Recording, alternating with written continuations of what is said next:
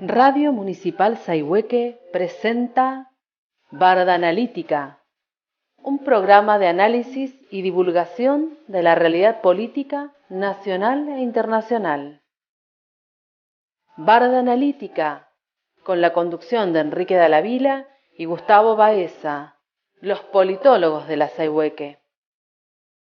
Barda Analítica se transmite por Radio Municipal Sayhueque en la 88.7 del dial.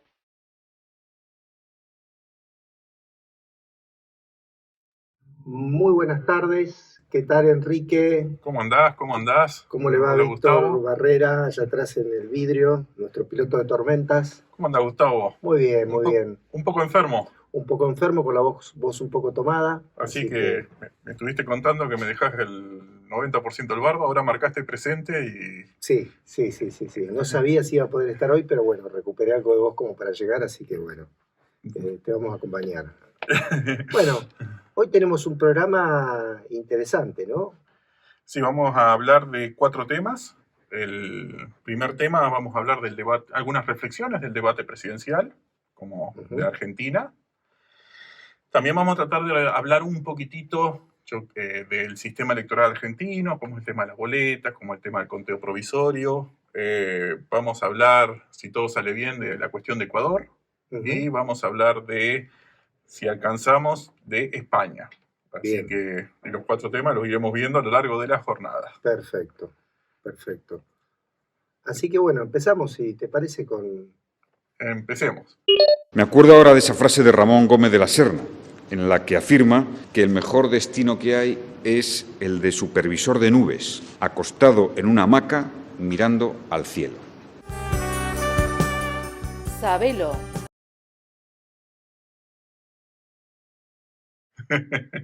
Llegan esos mensajes subliminales. Sí.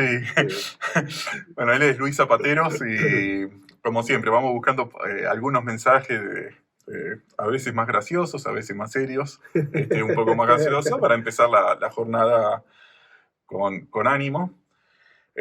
También, bueno, ya que vamos a arrancar con el debate presidencial de Argentina, quizás notar que uno de los candidatos, exactamente en este mismo momento, uno de los candidatos, que es Massa, está iniciando su acto acá a unos pocos kilómetros donde estamos nosotros, acá en Neuquén, en Cipolletti. Nosotros vivimos en Centenario, que está a 20 kilómetros de Cipolletti, a media hora. Sí. Así que, bueno, uno de los candidatos está haciendo su participación en acá, en norte de la Patagonia ¿Puede Argentina. ser que iba a estar en General Roca también? No conozco los detalles de toda su gira, sí sé que está recorriendo acá la zona. El acto principal entiendo yo que es en Cipolletti. Bien. No llegamos. No estamos acá, nosotros venimos a estar con nuestro público, pero bueno, notar que mientras nosotros hacemos nuestro programa de política, la política sigue desarrollándose alrededor nuestro, alrededor de las ciudades, alrededor del país, ¿no? Sí. Bueno, análisis del debate. Después de 48 horas, nosotros nos pasa el tema de que el debate es el domingo, nosotros hacemos el programa el martes y pasan muchas horas y hay muchos análisis ya para esta altura. Sí. Cuando ustedes nos vean o nos escuchan ahora mismo, ya vieron cosas, ya masticaron información. ¿Cómo abordar esta cuestión? Bueno, en primer lugar, hay muchos análisis desde lo que se llama comunicación neurolingüística. Esto es cómo se movían, cómo gesticulaban, qué posición, cómo se movían. Bueno, nosotros no vamos a hacer ese análisis porque somos politólogos, no somos buenos en ese tipo de análisis. Otra forma de abordarlo era controlar qué verdades y qué mentiras dijeron cada uno de los dos candidatos.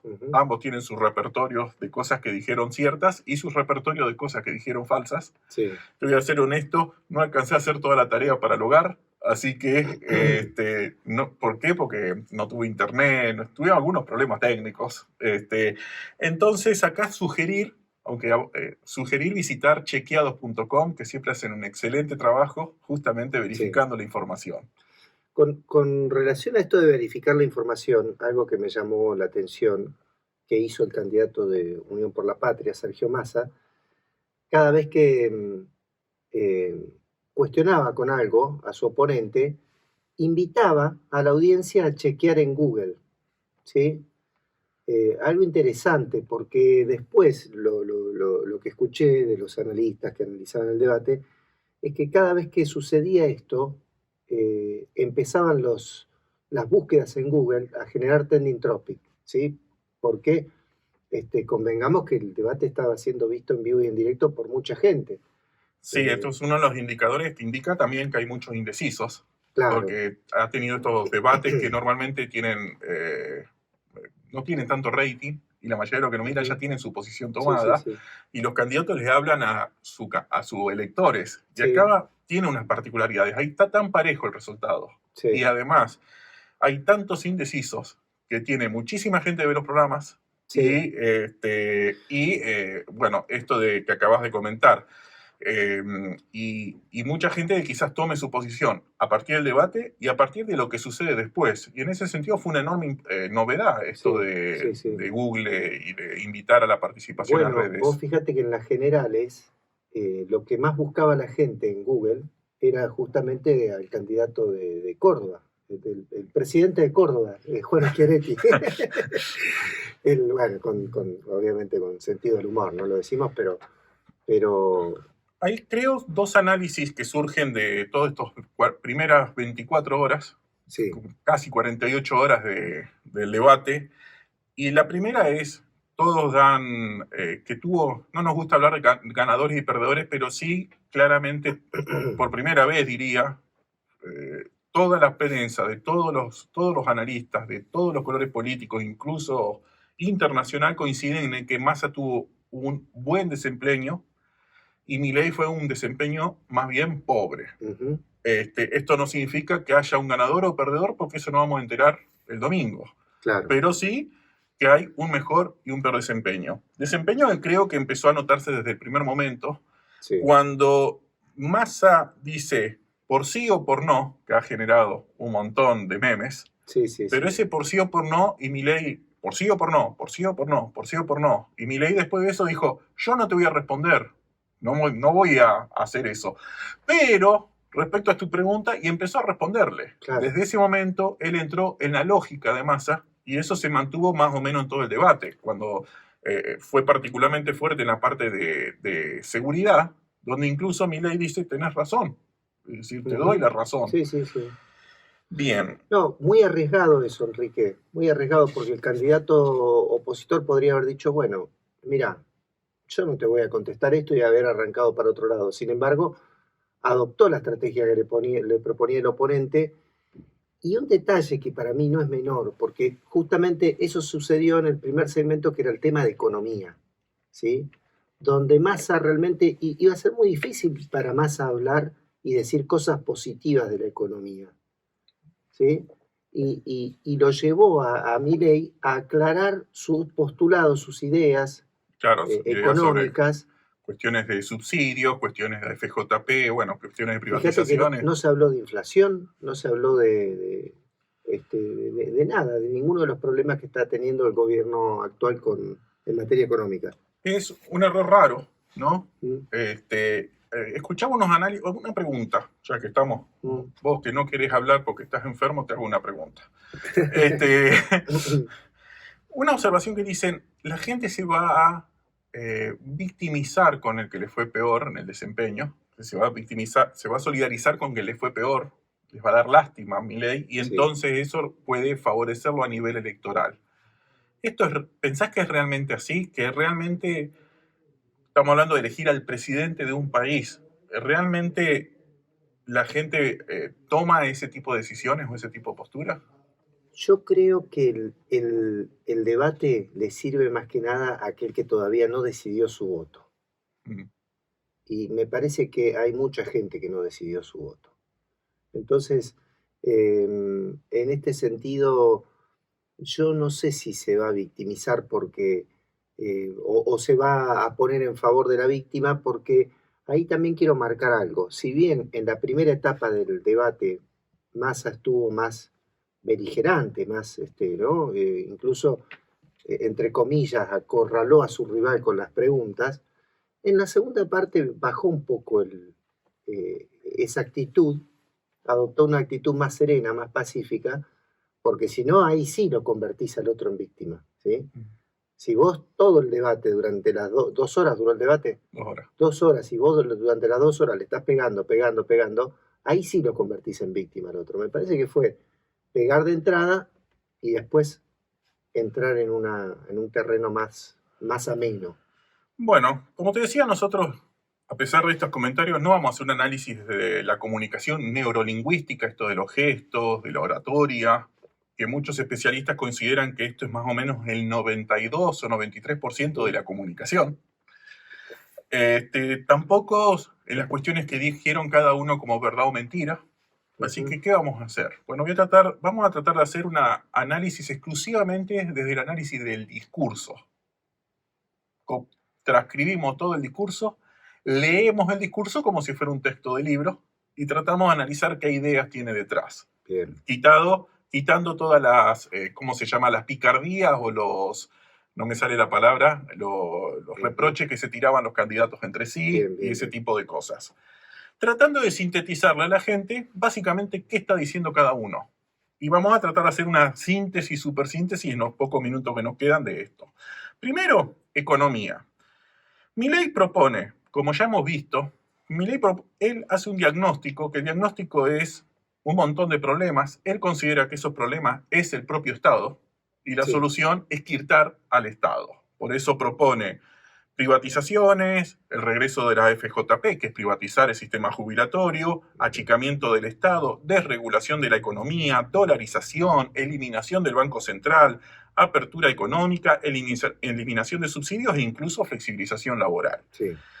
Él dice que todo esto no es que no se hiciera nunca en la historia, ya se ha hecho en otros países. Él dice que en realidad el problema es en los otros países donde fracasó, o incluso en nuestra propia historia reciente, que tuvimos este tipo de políticas públicas y fracasaron. Dice que el problema fue de sus antecesores y de otros países, es que hicieron todo simultáneamente. Que él tiene una solución para evitar caer en los problemas de sus antecesores. Y esa solución pasa por hacer reformas de primer nivel, de segundo nivel y de tercer nivel, que le requerirían 35 años. Casi nada. Al que haga un poco de memoria, esto es lo que se llamaba reformas de primer nivel, segundo nivel, tercer nivel en la década del 90, reforma del Estado. Sí. Es exactamente el mismo término que él usó. Habrá que ver, porque las reformas de tercer nivel, que son las que él considera más importantes, la expresión absoluta de su modelo, son las que quedan para el final. Hay que pasar un largo invierno hasta llegar a la puesta en práctica de su utopía, de la realización final de su programa. Y esto es un poco la pregunta es si los electores, sus votantes, esperarán o tendrán tanta paciencia. Claro. Frente a eso, Massa insiste mucho en una economía exportadora diversificada, es decir, no solo exportar el campo, sino también petróleo, los minerales raros que hay en el norte argentino, exportar conocimiento. Él considera que el superávit comercial permitirá pagarle al Fondo Monetario Internacional y eliminar esa dependencia. Lo que ambos coinciden, lo que ninguno explica exactamente cómo lo lograría, pero ambos coinciden es que es necesario superávit fiscal. También en algún momento Massa planteó la idea de redefinir el acuerdo con el Fondo Monetario, ¿no? Sí. En el mientras tanto, porque eso es algo también fuerte de su plataforma. Ambos coinciden en el superávit fiscal y sí, es una idea que... Es una idea. Lógica. Es muy interesante que Milei, esto creo que lo tratamos en otro programa, en un momento dijo, en Argentina la mayor parte de su historia no tuvo superávit fiscal. Hubo muy pocos años de superávit fiscal. Lo curioso es que la mayoría de esos años de superávit fiscal fueron las presidencias de Néstor y Cristina Kirchner. Es muy curioso ese extraño, ese detalle. Y otro detalle es casi ningún país del mundo tiene superávit fiscal. Claro, así que siempre tenemos este desafío de ser más papista que el Papa. Pero bueno, ahí ambos gobiernos van a tratar de hacerlo. El concepto del superávit gemelo, superávit fiscal y superávit externo, ¿no? Claro, superávit comercial, superávit en la balanza de pago y superávit fiscal sería la utopía, la tría que se logró durante unos años del gobierno de Néstor Kirchner en la historia argentina. Que yo sepa, hasta donde hay registro, ningún otro periodo de la historia. Podríamos aclarar qué es el superávit fiscal, ¿no? Bueno, el superávit fiscal es que el Estado gane más dinero del que gasta. Que recaude más de lo que gasta, ¿no? Exactamente. O de lo que gasta e invierte. Claro. Cuando construye una ruta es una inversión, ¿no? Sí, Por sí. poner un ejemplo burdo. Superávit comercial es que el país exporta más de lo que importa, y superávit de la balanza de pago es, en línea general, que al país entra más dinero del que sale, ya no solo por las exportaciones, sino también Por los servicios. por servicios, derechos de patentes, Exacto. y porque no tenemos que pagar deuda. Ahí va. Entonces, ingresan más inversiones de las que salen y ese tipo de Ujú. cosas. Dejemos hablar de economía y pasemos a política exterior, un tema que nosotros aquí creo que ya abordamos en un momento y que se diferencian significativamente ambas posturas. Massa habló de la importancia de hablar del interés nacional. Argentina tiene que vincularse con los países porque ese es su interés nacional, o respetando su interés nacional, y no prestando atención al color político de ese país. Está un poco diciendo que hay que relacionarse con China, hay que relacionarse con Brasil, porque son nuestros principales socios comerciales, que hay que relacionarse con Estados Unidos, que hay que relacionarse con la Unión Europea, porque también son importantes socios comerciales. Sí. Él está diciendo que hay que relacionarse con Arabia Saudita, hay que relacionarse con los socios comerciales, con la economía, es parte de nuestros intereses, exportar es parte de nuestros intereses, y eso está por arriba de lo ¿Te político. puedo meter un paréntesis ahí? Hoy en el mundo de la ciencia política hay muchos autores que están hablando de la idea del no alineamiento activo, ¿sí? Es decir, vos no podés estar alineado con ninguno de los dos polos, eso no quiere decir que no tengas acciones positivas a favor tuyo con cada uno de esos dos polos, ¿sí? Ahora bien, frente a eso, Milei planteó la separación. Él afirma que es posible comerciar con el que se quiera comerciar y además tener una política internacional, una política exterior alineada con valores. Esos valores es asociado al mundo libre. Implica romper relaciones con algunos países con los cuales uno ideológicamente no coincide o políticamente no coincide, pero él cree que eso no afectaría, él sostenía que eso no afectaría el comercio. Massa le rebate eso. Esto es algo que en ciencia política suena un poco extraño, porque nosotros entendemos que sin un buen vínculo político es imposible un buen vínculo comercial, van de la mano. Pero además otra cosa que creo que aclaró Massa, o sea, la política comercial exterior la fijan los estados, no los privados, ¿sí? Los aranceles, la forma en que se va a realizar ese intercambio, qué se va a intercambiar y qué no, ¿no? Tenemos un ejemplo relativamente reciente que la administración, el gobierno, yo hablo de administración Macri para referirme al gobierno en general, el gobierno del expresidente Macri quiso suspender las obras de hidroeléctrica que se estaban haciendo en el sur y al mismo tiempo avanzar con el mismo socio comercial, que era China, avanzar en proyectos de molinos de viento y paneles solares.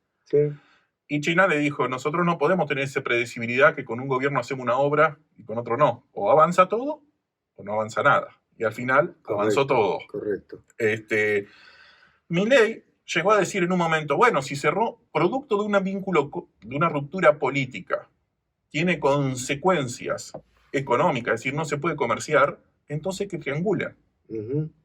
Es decir, que un comerciante que en vez de vender, que actualmente le vende a Brasil o a China, o compra, porque acá también hay mucha importación, exportaciones de cereales, importación de manufacturas, repuestos, un montón de cosas, pero porque se rompió las relaciones diplomáticas, entonces no hay vínculo comercial, bueno, triangulemos a través de Chile, triangulemos a través de Panamá, con alguien que compre nuestros productos y se los revenda a China. Un lío, una complicación importante. Déjame hacer un paréntesis ahí que sería de historia de la política internacional, donde quedaron los dos candidatos muy enmarcados conceptualmente, ¿sí? O sea, Massa logró que Javier Milei exprese que Margaret Thatcher es una gran dirigente, ¿sí? Utilizó eso para decir, para afirmar su posición, ¿no? ¿Qué dijo Sergio Massa? Massa no es una gran dirigente, Massa es una enemiga del pueblo argentino. Se está saliendo mal. Thatcher, que es. Ah, Massa. Margaret Thatcher, ¿no? Margaret Thatcher o Margaret Thatcher es una enemiga, es y será una enemiga del pueblo argentino. Me parece que esas definiciones conceptuales fueron fuertes. Sí, para mí la pregunta clave igual, y seguimos, es, lo vuelvo a decir, ¿es posible y factible una política exterior separada de la política comercial? Esto es el debate sustancial. Milei dice que sí, Massa que dice que no. En mi entendimiento es imposible. Es Pero bueno, imposible menos por las características de las relaciones internacionales ahora, en donde lo comercial está en el ojo de la tormenta, ¿no? Porque hoy se habla, por ejemplo, de una especie de segunda guerra fría, donde la primera guerra fría era ideológica y política. Acá no es ideológica y política esta guerra fría, es comercial y es económica, ¿no? De bloques económicos y de bloques comerciales. y va a suceder algo concreto. China quiere invertir en la construcción de un puerto en Ushuaia. Claro. Y Estados Unidos no quiere. Es una importantísima inversión. Sí. La postura del actual gobierno es recibirla, pero que el control sea nacional. Es decir, no crear una zona de excepción. Estados Unidos directamente no quiere. Desde la perspectiva de Milei, esto es una inversión privada. Sí, Entonces, hay que querer, pero eso implica romper relaciones con Estados Unidos. Entonces no hay que querer. Entonces eso implica no continuar con inversiones de China. Es que ahí hay una limitación muy grande en Milei, porque él tiene como un factor estratégico la alineación con Estados Unidos, ¿sí? Y no es lo que está pasando en el mundo. No está sucediendo eso en el mundo. Me parece que hay otros actores de peso que tienen mucha relevancia y no sé si le conviene a los países de segundo y tercer orden en términos de peso económico alinearse con una de las dos potencias. Yo creo que no. Bien, pasemos a seguridad. Siguiente eje. Milei, en seguridad, ambos coincidieron que es un tema sumamente importante. Es algo que caracteriza también una larga historia de Massa en defensa de las cuestiones de seguridad. Y Milei hizo también mucho hincapié en seguridad. La diferencia es que Milei no se lo notaba bien preparado, para nada.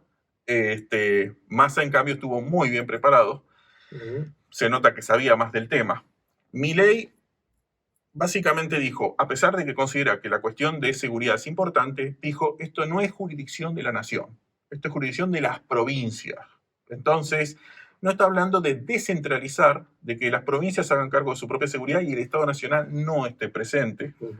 También, no lo dijo, y esto es un punto muy interesante, porque aunque dice que hay que trabajar la seguridad, no dice que sea responsabilidad de él. Claro. Él específica, lo que está también diciendo es que va a hacer un ajuste en la parte de política de seguridad. Claro. Va a bajar los costos. La contrarrespuesta de Massa no ha sido eso, ha dicho un Estado Nacional muy presente, incluso propone un FBI nacional, una especie de nueva... Con sede en Rosario. Con sede en Rosario, que sería una especie de agencia de investigación de delitos federales, sí. Que creo que es una propuesta muy interesante. Que ese es un elemento interesante, porque los delitos penales no están en jurisdicción provincial, son de jurisdicción federal.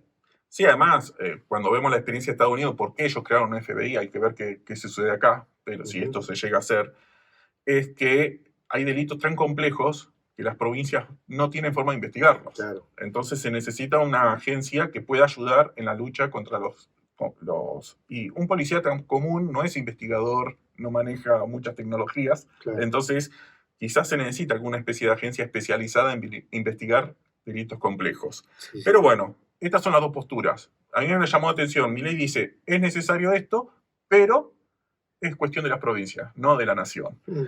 Otro factor interesante es los enfoques. Milei aplica acá también el enfoque económico aplicado a seguridad. No vamos a alcanzar a abordarlo, pero lo abordamos en un programa hace unos años, unos meses atrás, me parece. Massa nos habla de su enfoque de seguridad ciudadana. Él no usó esas palabras, pero todo lo que dijo entra dentro de un paradigma de seguridad llamado seguridad ciudadana, sí. Que se aplica en muchas ciudades de Argentina, no es algo desconocido. Que también hay otras corrientes más, y esto me recuerda un detalle que me quedó al principio, muy en general. Milei se presentó a sí mismo como un liberal libertario. antes, su primera presentación, él no dijo soy libertario, dijo soy liberal, libertario, economista, liberal, libertario. Economista queda claro, él aplica la economía a todo. Claro. Liberal, libertario, significa que entonces hay un liberal no libertario. Y esto es verdad. El liberalismo es una ideología con varias corrientes. No vamos a alcanzar a hablar mucho de eso, pero el libertario es una de las corrientes del liberalismo. También hay un liberalismo estatal, hay un liberalismo social, hay un liberalismo con mayor intervención del Estado. Liberalismo keynesiano, ¿no? Hay distintas modalidades de liberalismo. Mucho de lo que llamamos progresismo es, podríamos decir, un liberalismo progresista. Y la corriente libertaria es muy minoritaria, ¿sí? Es una expresión muy fenotípica. Muy minoritaria, pero además dentro de la ideología liberal es muy radical. Claro. Porque defiende el individualismo absolutamente y no hay ningún espacio a algunas formas de comunitarismo, que también hay toda una corriente liberal que es comunitarista. Y es profundamente antiestatista, ¿no? O sea, eso también hay que marcarlo, ¿no? Y profundamente antiestatista, que, hay que decir, hay corrientes liberales que no adhieren a ese principio. Por eso muchas veces se lo ha señalado como anarcocapitalista, ¿no? Porque no habría un Estado regulando las relaciones del capital. Él se autoasigna esa definición. Bueno, hecho ese comentario entre paréntesis, lo quería decir al principio de todo, pasemos a educación. En educación, Massa propone sintéticamente aumentar más el presupuesto nacional de educación, más el presupuesto de ciencia, de tecnología, mayor cantidad de universidades. Milei nos habla muy parecido a seguridad, descentralización educativa. Él dice que es jurisdicción de las provincias. La educación es importante y forma parte de su segunda, si la memoria no me falla, segunda categoría de reforma, reforma de segundo nivel, pero es una cuestión de las provincias. Está dando a entender que va a bajar el presupuesto de educación y dejará a las provincias... Ahí puedo hablar como docente de legislación educativa y derechos laborales del docente. Ahora no vamos a meternos mucho en eso. No, pero algo muy simple. La Ley Nacional de Educación del 26.206 del año 2006 establece un piso de financiamiento del 6%. No quiere decir que el Estado no invierta más, puede invertir más. Lo que no puede es invertir menos del 6%. Lo que propone Massa es llevar ese piso del 6 al 8%, ¿sí? Eso es importante entenderlo. El piso tiene que ser del 6%. Milei también plantea que los problemas de la educación es que se apuesta a la oferta educativa, se invierte en oferta educativa. Y él considera que hay que invertir la ecuación e invertir en la demanda educativa. Sí. Oferta educativa es construir más colegios. Él está diciendo, básicamente, reducir la inversión en cantidad de colegios. Y oferta educativa es darle el dinero, en vez de construir la escuela, dárselo al alumno con sus voucher al alumno, a las familias, a buscar los colegios que compiten entre sí, los que sobrevivan, y elegir el mejor. Se ve que los asesores le dijeron, habla de oferta educativa y saca la palabra voucher de la boca porque... Pero es muy interesante el concepto. Oferta educativa, demanda educativa. Sí. Él considera que no hay que invertir en oferta educativa. Él dijo que había un problema de oferta. Había excesiva oferta. Pasemos a salud. Si todo lo anterior es que es jurisdicción de las provincias de seguridad, que es jurisdicción de salud, y yo acá le digo a mi compañero que nos vamos a saltear algunas canciones y pasar dentro de un rato directamente a la publicidad. Con salud, la respuesta es la misma. Descentralización. Básicamente, la salud también es una cuestión de las provincias, es una cuestión de cada provincia, por lo que también está dando a entender que va a bajar el gasto en salud. Obviamente, la respuesta de Massa fue que él va a invertir más en salud. Dicho esto, a mí hay algo que comenté ayer en un programa de radio y lo comento ahora. Un detalle que me llamó la atención, para no decir que criticamos, es verdad que esta columna tiene más críticas a Milei que a Massa, pero vamos a criticar algo de Massa, o mejor dicho, llamar la atención un detalle. Massa habló concretamente de que iba a promover un seguro de salud universal para los ciudadanos argentinos. Esto es básicamente la propuesta de Macri de una obra social universal exclusiva para argentinos, que no prosperó, generó mucho ruido, y yo creo que si Massa llega a ser el presidente y postula esto, también va a generar mucho ruido. ¿Puedo decir algo que engloba todo lo que venimos relatando de educación, salud y seguridad? Reforma estructural del Estado de la década de los 90, ¿sí? Es decir, donde el Estado Nacional transfiere, ¿no?, la propiedad de los inmuebles a las provincias sin financiamiento, y las provincias tienen que garantizar con su propio financiamiento, con lo que tengan o no tengan, salud, educación y seguridad, ¿sí? Bien. No es nuevo en No es Argentina. nuevo. No es nuevo. Milei mismo dijo el domingo, lo que dijimos hace un rato. Claro. El problema es que lo hicieron mal los anteriores, yo lo voy a hacer bien. Pasemos muy brevemente a derechos humanos y democracia. La verdad que insistieron en muchos de los temas, para así hacer un cierre, insistieron mucho de los temas del primer debate que tuvieron ellos y del segundo debate que tuvieron ellos. Milei rechaza la Agenda 2030. La Agenda 2030 es una agenda que dice básicamente que hay que cuidar el medio ambiente, pero también luchar contra la pobreza.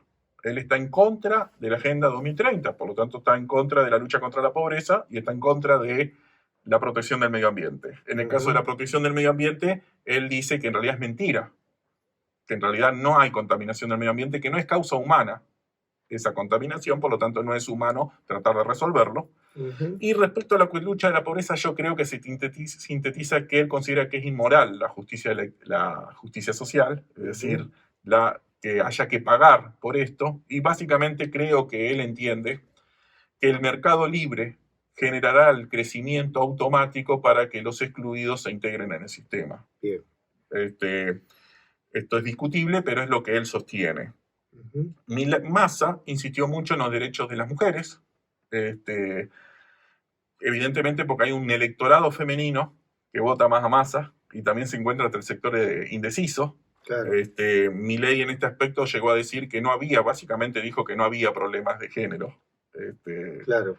Y bueno, evidentemente no va a invertir en cuestiones de Sí. políticas públicas de género. No, y en cuanto a lo de género, Massa hace fuerte hincapié en igual remuneración por igual trabajo, algo que todavía es algo que las mujeres vienen perdiendo en esa consigna o en ese ideal, ¿no?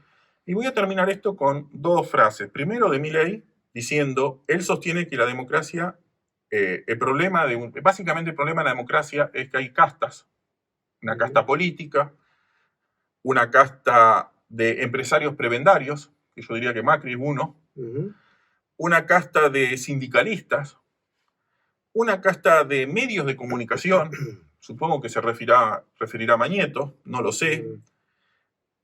Para él esos son los problemas de Argentina, las castas. Y mucha gente enojada también cree en esto. Y después dice que de estas castas las víctimas son la gente de bien, los argentinos de bien. Él usa muchas veces esa frase. Eso no es una frase común en el pueblo, no es algo cotidiano. Me puse a buscar libros. Milei es de admirar muchas cosas antiguas y de muchas cosas de teoría económica. Y la verdad que argentinos de bien es una expresión que encontramos en el glorioso siglo XIX, que él muchas veces pone a colación, porque cuando él dice que los problemas son los últimos 100 años, está hablando que el siglo XIX es la época gloriosa argentina.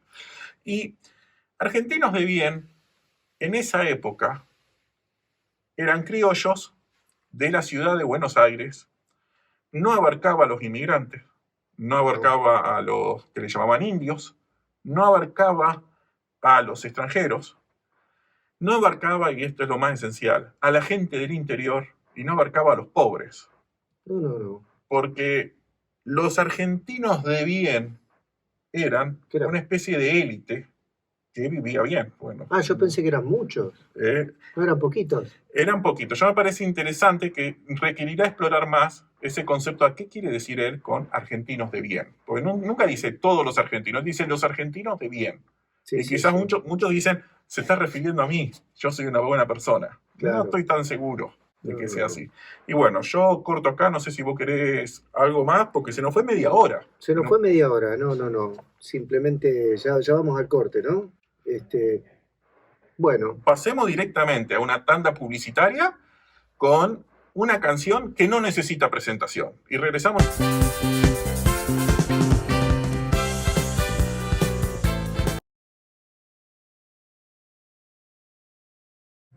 Bueno, qué buena la artística, cómo levanta el programa. sí, Sí.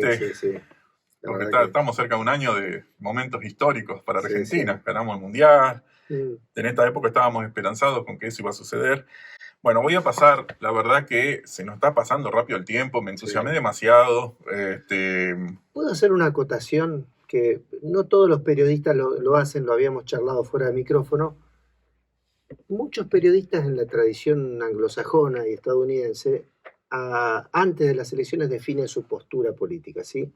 Me parece también un gesto de honestidad con la audiencia, ¿no? Yo por lo menos quiero hacerlo y dejar en claro que en este momento trascendental y ante un escenario de balotaje, me inclino por votar a Sergio Massa, ¿sí? De Unión por la Patria. Digo, quería simplemente dejarlo presentado. Está muy bien, me parece muy correcto. Yo lo hice ayer, así que no lo voy a repetir, porque Repetilo, Enrique, dale. si nos deja tiempo para el cierre, lo decimos de vuelta. Bueno, vamos. Vamos a continuar con la elección nacional. Apareció un tema del dilema de las boletas y dilema del conteo definitivo. Vamos tratando muy rápidamente para informar a la gente. A mí me ha tocado trabajar en esto durante los últimos 15, 16 años, así que he pasado por casi todas las instancias y puedo hablar un poco con experiencia personal, ¿no? Sí. Creo que vos también, todos los politólogos de alguna manera No tanto como vos, pero sí. terminamos yendo al barro que es esto. Tema boletas. Sí. La ley dice que es responsabilidad de los partidos políticos proporcionar las boletas. Ujú. De hecho, reciben dinero para imprimir boletas, aunque los partidos debieran imprimir la cantidad exacta de boletas que se usa el día de la votación, la realidad es que los partidos grandes llegan a imprimir 2, 3 veces más de lo necesario, por distintos motivos. Antiguamente, solo los fiscales, que son los representantes de los partidos políticos en cada mesa, los que reponían boletas. Ujú. Desde hace 10 años, cada vez con más asiduidad, es la autoridad de mesa, porque los partidos políticos le entregan para ayudar a que los partidos políticos que tienen pocos fiscales también Ujú. cuenten con sus boletas. Claro. Entonces los partidos le entregan boletas a la justicia y la justicia reparte. Y las autoridades de mesa se encargan de ir reponiendo a lo largo de la jornada electoral.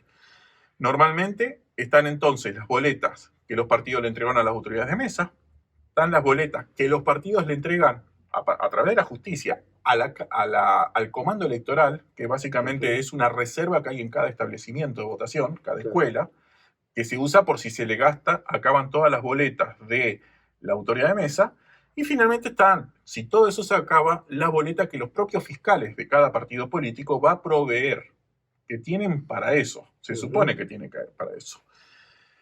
En el peor de las circunstancias, que un partido se queda sin ninguna boleta, no hay boleta en la mesa, la autoridad de mesa se quedó sin boleta, el fondo, la reserva quedó sin boleta, los fiscales no tienen boleta o se quedaron sin boleta, ¿qué dice la ley? La ley dice que el proceso electoral continúa, porque es responsabilidad del partido político, a través de sus fiscales, el proveer la boleta. Claro. No es que se suspende la elección o cosas así. Cuando mucho, sí se deja constancia en las actas. Acá se gastaron las boletas, no hay más boletas para imprimir. ¿Te puedo hacer una pregunta, Enrique? Sí. El presidente de mesa tiene por cada lista tantas boletas como electores hay en la mesa, que por lo general las mesas están conformadas por 350 electores, ¿no? Eso le pide la justicia. Eso le pide pero la los justicia, partidos ¿sí? no necesariamente entregan esa cantidad. Ahí va. La justicia sugiere, pide, pero los partidos, con conocimiento de causa, la mayoría de los partidos no lo cumplen. Uh-huh. Calculan, a mí me van a votar como 100 personas. Entonces, en vez de entregar 350, entregan 100. Tratan de que sobre, pero además entregan la parte al depósito o confían en sus propios fiscales. Pero, bueno, es un tema. Uh-huh. Generalmente aciertan. Conozco muy pocos casos de algún partido que entregaron a la justicia menos votos de lo que realmente necesitaban en ese día. Pero generalmente justamente están los fiscales y reponen el faltante. Bueno, ese es el tema del dilema de las boletas. Los que hace la justicia una vez que recibe la boleta es informarle, ustedes me dieron tanta, acá está la cantidad que cada uno me entregó. Y lo que pasó en una noticia es que uno de los partidos, es decir, La Libertad Avanza, entregó en uno de los distritos, provincia de Buenos Aires, mucho menos boletas, un cuarto de las boletas necesarias. Es decir, de 350 boletas habrá presentado 50 boletas por mesa. Extraño. Preocupante. Sí. Bueno, ojalá tengan los fiscales, pero es muy importante aclarar, si se acaban las boletas de un partido político, el proceso electoral tiene que continuar y la gente no podrá elegir a ese partido político. Además, porque la gente está obligada a votar entre las opciones disponibles. Voto por un partido, voto por otro o voto en blanco. Otra pregunta. Esto de que una fuerza política entregue tan pocas boletas, ¿no compromete la autoridad de mesa? Porque tengo entendido que la autoridad de mesa es el responsable mayor de que el proceso electoral sí, pero la autoridad de mesa repondrá boletas mientras tenga. Claro, claro. Después recurrirá al depósito, a la reserva, sí. Y si se acaba esas dos cosas, solicita al fiscal. Sí, recordemos lo que dice la ley. Es el partido político, a través de sus fiscales, el que tiene la responsabilidad de garantizar la provisión de boletas. Claro. Si los fiscales no tienen boletas, bueno, es un problema de ese partido político. Sí. Que no logra que su posición obtenga representación, ¿no? Estos detalles técnicos con las sugerencias del espacio del mileinismo, ¿no? De que podría haber fraude. Cuando uno une las dos cosas, realmente... Esto no tiene nada que ver con fraude. No. Tiene que ver con el procedimiento. Claro. Yo, con respecto al temor de fraude, y que sé que hay gente que tiene fraude, ayer lunes estaba ahí diciendo, ahora lo repito de vuelta, si alguna persona considera, un vecino de los que nos escucha, que le preocupa estas cuestiones, está a tiempo de ser fiscal. Está a tiempo de acercarse al espacio político con el que tiene vínculos y ofrecerse como voluntario, ofrecerse como fiscal. Lee el manual que está disponible, claro, y lo lleva a la práctica. Digamos, esto es un llamado a la acción. ¿Te preocupa el sistema electoral? Involucrate. De la forma que existe, que es yendo a fiscalizar. Y es una experiencia interesante, Enrique. Es una experiencia interesante.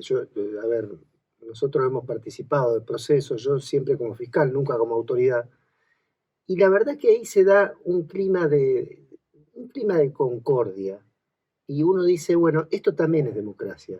Poder estar con alguien de otro sector político que no piensa como yo, que por ahí piensa todo lo contrario, y sin embargo tenés un trato cordial, naturalmente, como tiene que ser.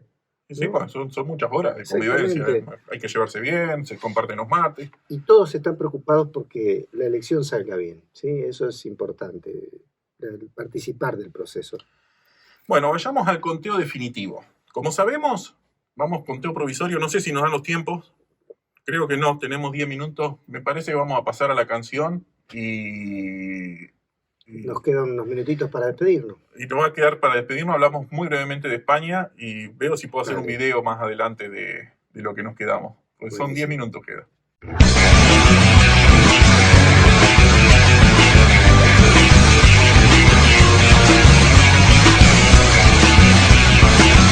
Quiero renunciar expresamente a toda pretensión de originalidad para cerrar esta requisitoria. Quiero utilizar una frase que no me pertenece, porque pertenece ya a todo el pueblo argentino. Señores jueces, nunca más. Punto de inflexión en la argentinidad al palo con la Versuit y exactamente, y el cierre del alegato que hizo el fiscal en el juicio contra la Junta Militar. Fiscal de trasera, ¿no? Exactamente. Y lamentablemente nos quedamos tan cortos de tiempo que no alcanzamos a abordar la cuestión internacional. Me quedé sin la mitad de la cuestión electoral que queríamos hablar. Queríamos hablar un poco de España. Nos quedan 2 minutos y nos tenemos que despedir.